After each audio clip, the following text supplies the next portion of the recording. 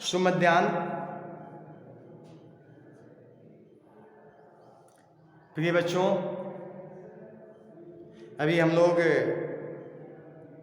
Live class में पाठ संख्या 1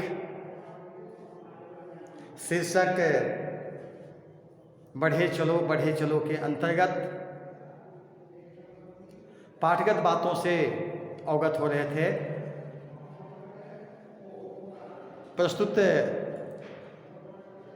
शीर्षक का जो मौलिक उद्देश्य है वह यही है कि हमें जीवन में बिना थके बिना हारे हमेशा आगे बढ़ते रहना है, अर्थात प्रगति के रास्ते पर, विकास के रास्ते पर अग्रसर होना है। कवि इसी उद्देश्य की प्राप्ति हेतु हमें प्रेरित करता है, हमें बताता है, और हम निश्चित रूप से कवि के इस कथन से बिल्कुल सहमत हैं कि जीवन उसी का नाम है जिसमें निरंतरता है, जिसमें गति है, जिसमें आगे बढ़ने की एक ललक है, क्षमता है।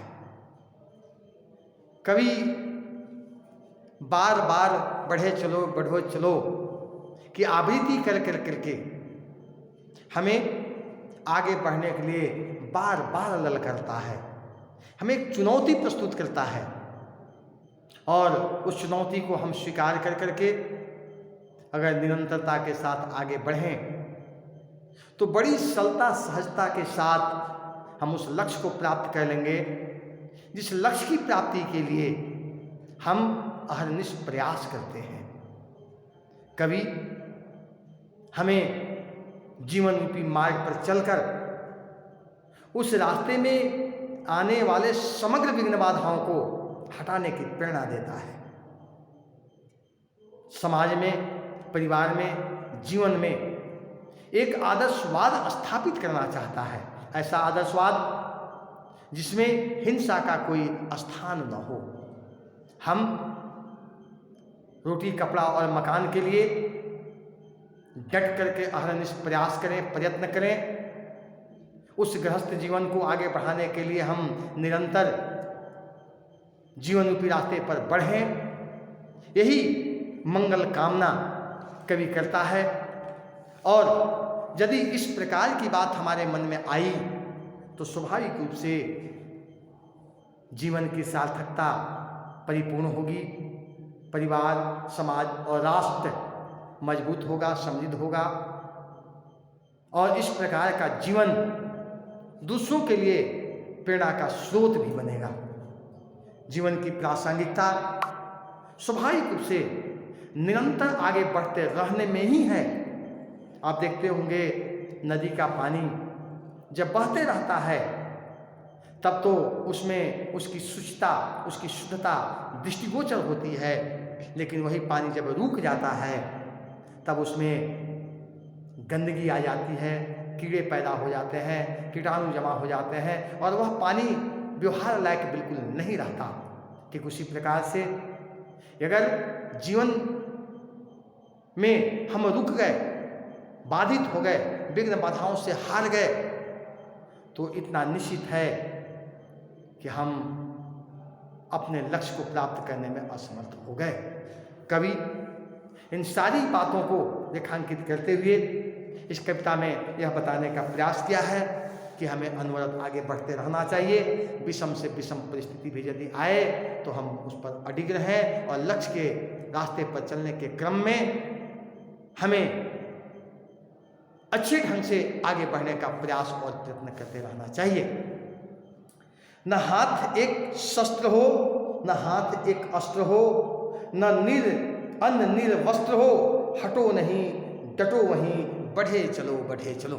निश्चित रूप से उपयुक्त पंक्ति में कवि चाहता है कि एक आदर्शवाद का समाज बने, एक सात्विक समाज बने, जिसमें हिंसा का कोई अर्थ न हो, अस्त्र शस्त्र।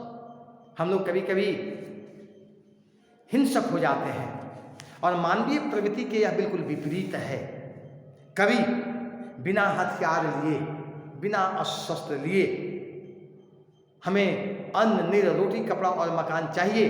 इसके लिए हमें हटना नहीं है, बल्कि डट कर करके मेहनत करना है, उद्योग करना है, परिश्रम करना है और उसे प्राप्त करने के लिए उस रास्ते पर चलते रहना है जिस रास्ते से इन तत्वों की हमें प्राप्ति हो जाए।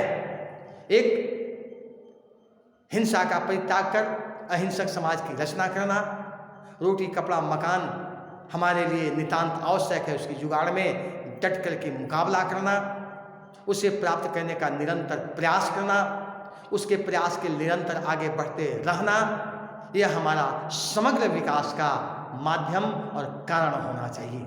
यदि इस प्रकार की बातों को लेकर के हम आगे बढ़ते हैं, चलते हैं, तो इससे बड़ी उपलब्धि मानव जीवन के लिए और क्या हो सकती है। इसलिए कवि चाहते हैं कि हम आगे बढ़ें, निरंतरता के साथ आगे बढ़ें और इन तत्वों को प्राप्त करने का हम प्रयास करें। इसके बाद, रहे समक्ष हिम शिखर, तुम्हारा प्रण उठे निखर, भले हो जाए तन विखर, रुको नहीं झुको नहीं, बढ़े चलो बढ़े चलो। रहे समक्ष हिम शिखर। हिम शिखर किसका प्रतीक है? हिम शिखर बर्फ की सबसे ऊंची जो चोटी है, जिस पर चढ़ना सरल नहीं है, पार करना आसान नहीं है, सबसे जटिल और मुश्किल काम है हिम शिखर को पार करना।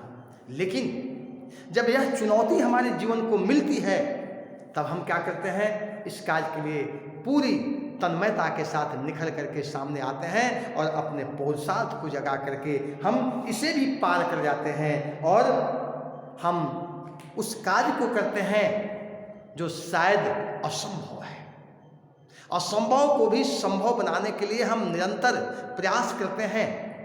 हम बिखर जाते हैं लेकिन अपने लक्ष्य से हटने का कदाचित ही प्रयास नहीं करते। अर्थात हम रुकते नहीं, झुकते नहीं, विषम से विषम, जटिल से जटिल परिस्थितियों में भी हम मानवीय जो गुण हमारा है, मानवीय जो रूप हमारा है, उस मानवीय गुण और रूप के अनुकूल हम विषम परिस्थितियों को समान परिस्थिति में बदल कर करके आगे बढ़ने का प्रयास करते हैं और इन्हीं रूपों में हम सब कुछ प्राप्त कर करके नहीं, एक सुदृढ़ मानव को निर्मित करने का प्रयास करते हैं और वह मानव वास्तव में आगे बढ़ कर करके परिवार के लिए, स्वयं के लिए, समाज के लिए, राष्ट्र के लिए एक वरदान साबित होता है।